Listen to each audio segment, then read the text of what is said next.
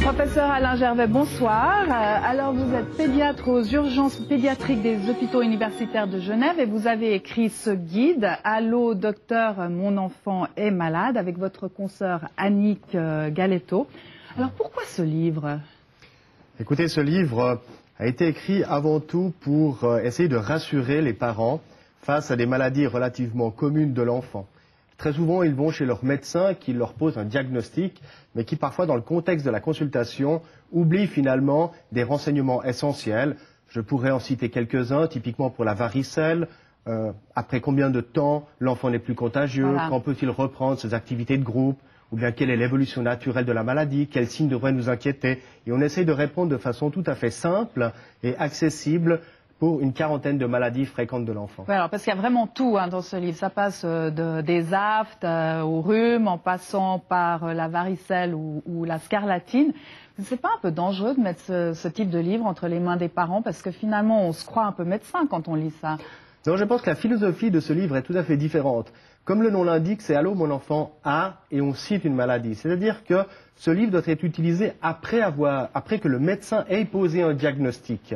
Mais parfois, comme je le dis, dans le cours de la consultation, il n'a pas eu le temps de donner toutes les informations essentielles aux parents qui ensuite consultent à nouveau parce que l'enfant a toujours de la fièvre et le médecin a oublié de dire que c'était l'évolution normale de la maladie. Et donc, on espère avec ça, au contraire, rassurer les parents, éviter des consultations superflues et peut-être contribuer à diminuer les coûts de la santé. Parce que c'est vrai que c'est souvent quand on sort de chez le médecin qu'on dit « Ah, j'ai complètement oublié de poser cette question, etc. » Alors là, on va prendre quand même quelques exemples un petit peu concrets parce que j'ai feuilleté le livre. Alors moi, j'ai appris plein de choses en fait en lisant ça. Par exemple, pour la gastro-entérite. Alors là, ce qui est bien d'abord, vous expliquer ce que c'est, comment reconnaître les signes, etc.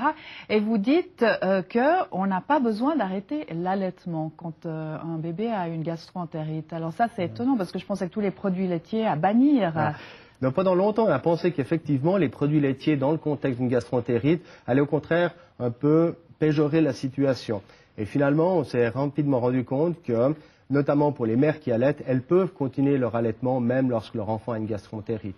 Pour les autres qui reçoivent du lait de vache, on conseille d'arrêter pendant 24 heures, de donner une solution de réhydratation et ensuite seulement de réintroduire progressivement le lait. Mais il n'est plus à bannir pendant de nombreux jours. Oui, comme on le faisait avant. Les choses ont bien évolué. Alors pour le rhume, par exemple, bon, ça c'est la période, tout le monde a des rhumes. Alors vous dites que le rhume ne s'attrape pas par des courants d'air ou des coups de froid. Alors est-ce qu'on est en train d'emmitoufler beaucoup trop nos enfants quand ils sortent jouer dehors? Non, je pense qu'il est sage de couvrir son enfant lorsqu'il fait froid. Mais c'est vrai qu'il faut savoir qu'on ne va pas attraper un rhume à cause d'un courant d'air. Généralement, il faut être en contact avec une personne malade qui va éventuellement éternuer et transmettre ainsi le virus aux personnes qui sont dans l'entourage. Donc bien se laver les mains, etc. Puis alors, dernière chose aussi que j'ai appris, moi en lisant votre livre, c'est que quand on saigne du nez, bon à mon époque, nous c'était mettre la tête en arrière et on devait se tenir le nez en arrière. Alors maintenant c'est tout le contraire, on se met la tête en avant. Comment ça se fait? C'est-à-dire que lorsqu'on met la tête en arrière, bien sûr le sang va couler dans le fond de la gorge, va aller dans l'estomac, provoquer une irritation qui peut favoriser les vomissements ou également des diarrhées. Donc en fait, la méthode la plus simple, c'est de se pencher effectivement légèrement en avant, de comprimer les deux ailes du nez juste sous le petit os qui se trouve là pendant une dizaine de minutes pour arrêter les saignements. Voilà, alors on voit plein de conseils extrêmement pratiques. Vraiment, il est très bien fait ce guide. Donc c'est Allô docteur, mon enfant est malade et c'est aux éditions Médecine et Hygiène. Merci beaucoup professeur Gervais. Merci.